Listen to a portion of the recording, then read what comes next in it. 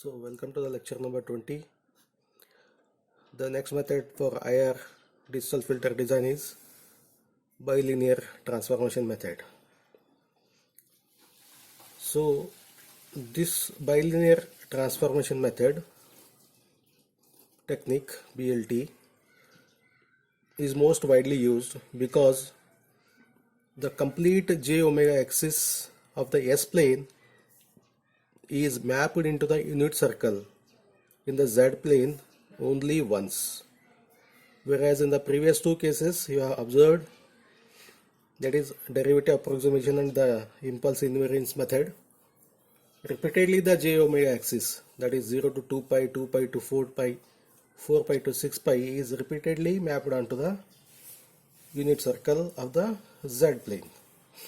So means as a result the high pass filters cannot be designed using those two techniques, whereas here that minus infinity to plus infinity is mapped onto the unit circle only once. Hence there is no aliasing as in the previous two methods. Next, S to Z transformation. What is the relation between S and the Z? The S and Z is related by 2 divided by T, 1 minus Z inverse divided by 1 plus Z. So we have to prove this one in this method. This is very important. So as usual we will start with the low pass filter. Is B divided by S plus A is the system function of the analog filter. H is nothing but Y divided by X, B divided by S plus A. We will cross multiply, we will get Y of S into S plus A plus B into X of S. S into Y of S, S into Y of A into Y of S equal to B into X of S. What is S? S is nothing but the derivative. 1 by S is the integration, dy by dt. So S into Y of S is nothing but Y dash. Okay, taking the inverse Laplace transform of this one, this is in the S domain, this is in the time domain. So this becomes Y dash of t, this is no multiplication by the S, A is a constant, A into Y of t equal to B into X of t. For the discrete case, this t is replaced by n into t, that is a sampling interval. Same thing, t is everywhere, I will replace it by nt, n into t. So I will separate it out, y dash of nt equal to this term right side minus plus as it is. I call this as equation 2. Okay, here we will use an approximation of integral by trapezoidal formula. What is this? The relation between y of t and y dash of t? Integration of y dash of t gives the y of t. Okay, y of t is given by integration t naught to small t naught to t, y dash of tau d tau plus y of t naught, that is at initial point. And t naught is nt minus t, the previous one, and t equal to nt. So according to this trapezoidal formula, y of nt is given by this one, t equal to nt, you substitute. This integration can be replaced by t by 2 y dash of nt plus y dash of nt minus t is the average value. Integration is nothing but the average. Same thing I have written. Present sample, previous sample divided by 2 and time interval. Plus y of t naught is nothing but y of nt minus t. That is the previous initial condition. That is equation 3. Okay. Now let me consider the equation number 2, y dash of nt. So the y dash of nt is from equation 2. This we have got. For this I will include a minus sign here. Nt minus t, here also nt minus t, here also nt minus t. I call this as a 4. Okay, I will use these two equations, y dash of nt and y dash of nt minus t, because in this equation you have the y of nt and y dash of nt and y dash of nt minus t. Here I will substitute those two equations. These two equations I will substitute here. So y of nt from equation 3 you got this one. I will substitute for this y dash of nt. Y dash of nt is this minus a y into nt minus a y of nt is the same thing, minus y dash of nt minus t is replaced by this equation, plus the whatever the b, this the complete term is over here. Okay, and the last term is as it is y of nt minus t. Let me replace y of nt as yn, y of nt minus t as yn minus 1, previous sampler. Substitute this one, 6 in equation 5. The nt is replaced by n, nt minus t is replaced by the n minus 1. Okay, the same thing I have. Separate the y terms and the x terms. When you separate the y terms and x terms, you will, on the left side you have the y terms, on the right side you have the x terms. Then taking the z transform of this one, this is a discrete case. This gives you 1 plus at by t, y of n becomes y of z, y of n minus 1 becomes y of z, z inverse. Same thing I have written. I will rearrange these terms in the form of y of z by x of z, because that is h of z is given by b divided by 2 by t, 1 minus z inverse, 1 plus z inverse plus a. Compare with this one. In place of s we have this term. So s is given by 2 by t, 1 minus z inverse, 1 plus z inverse. Or you can rewrite in the form of the 2 by t, z minus 1 by z plus 1. This is the relation between s and the z.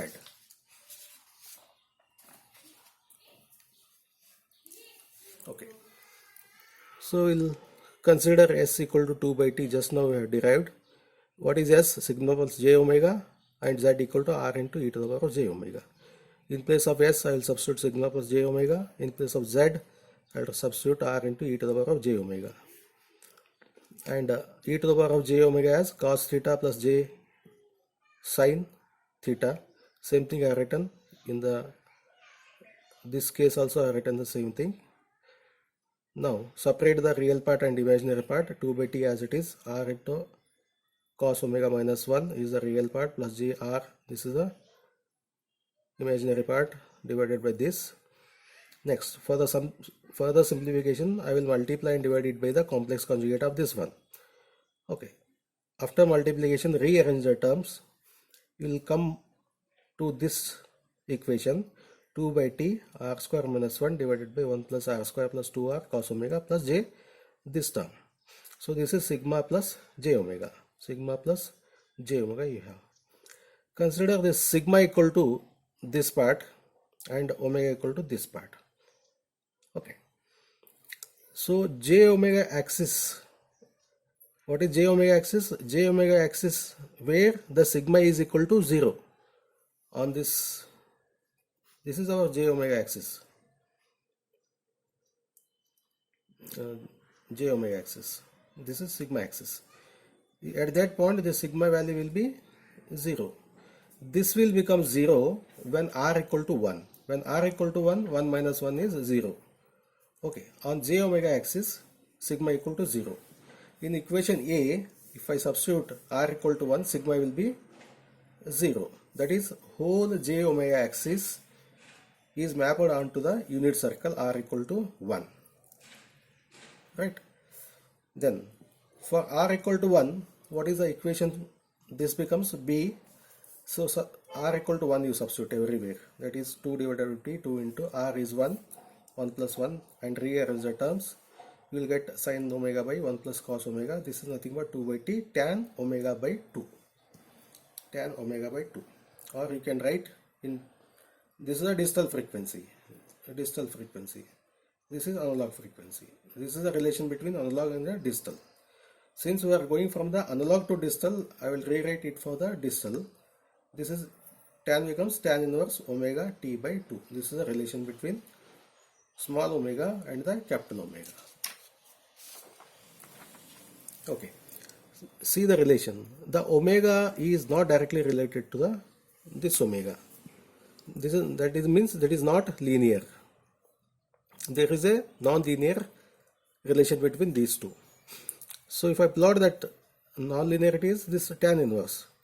This goes from minus infinity to plus infinity. It goes up to the infinity. Okay, you can go up to the infinity. So that is a relation between omega t and the omega. Okay, and this curve is for omega equal to 2 by t tan inverse omega by t. Right. Next, what is the effect of this one? If I consider the analog frequency bands, three bands I will consider: this band, this band, this band. The width is same, A. But when you project it onto the digital frequency axis, this will be more than A, the width. This will be less than A, this will be very less than A. Means equal bands are not transformed to the equal bands in the distal band. Equal bands of the analog frequencies are not transformed equally on the distal band. So this is called as a frequency warping. Frequency warping means when you go from analog to digital, the same frequencies is to be maintained in the digital frequencies also. That is radians per, there is a relation between digital and the analog. That is a linear one. Here it is non-linear. Now to overcome this one, I have to compensate this warping effect.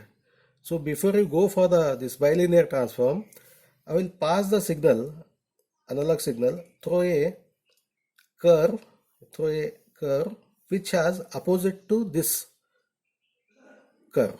That is which will nullify this effect. This is called as a pre-warping. That is omega to capital omega is given by this axis. So the lower frequencies are more compressed than the higher frequencies. Here lower frequencies are expanded, here lower frequencies are compressed. Okay, this is must for the bilinear transformation.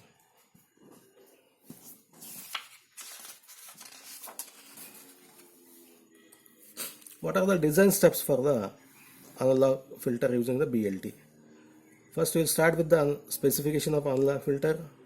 Obtain the equivalent specifications in the digital filter, that is radians per second is converted to radians per sample or hertz to this one. Then pre-warping, obtain the order of the filter, determine the cutoff frequency, determine the poles of HA of S, apply the S to Z form to get the H of Z. That is the end. Now take an example. Analog filter system response is given by S plus 0.1 by S plus 0.1 whole square plus 16.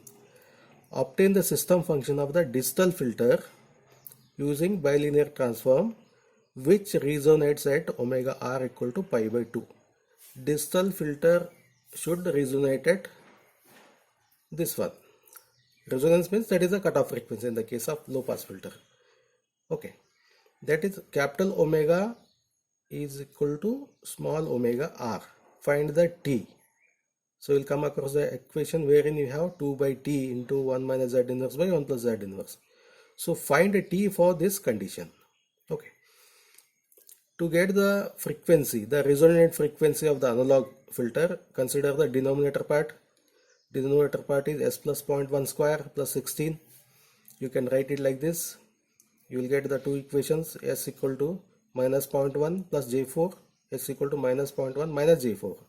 That is sigma plus J omega, sigma plus J omega.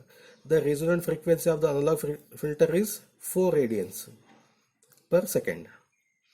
This 4 radians per second should map onto omega r equal to pi by 2 radians per sample. So you have the relation omega and the omega by 2. Omega is 4, the small omega pi by 2. You will get from this equation t equal to 1 by 2. Then what is S? S is 2 by t. This one t you have calculated it as 1 by 2. This becomes 4 into 1 minus z inverse by 1 plus z inverse.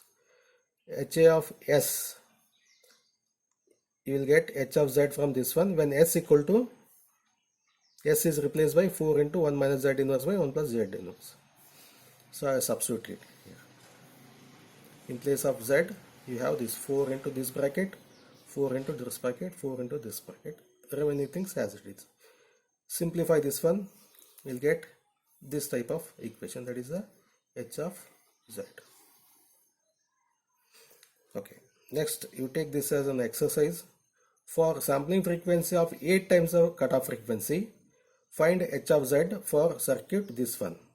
Means here your HA of S is not given. First you have to find the HA of S for this one, that is output by input. This is basically a low pass filter. You have to write the expression for this one, then you make use of this one and replace S by some 2 by T into 1 minus Z inverse by 1 plus Z inverse. This is all about the bilinear transform. Solve more and more examples on this one, wherein I'll try to solve it, but you start it right now. Within 1 or 2 days I will solve 2-3 problems and upload onto the YouTube.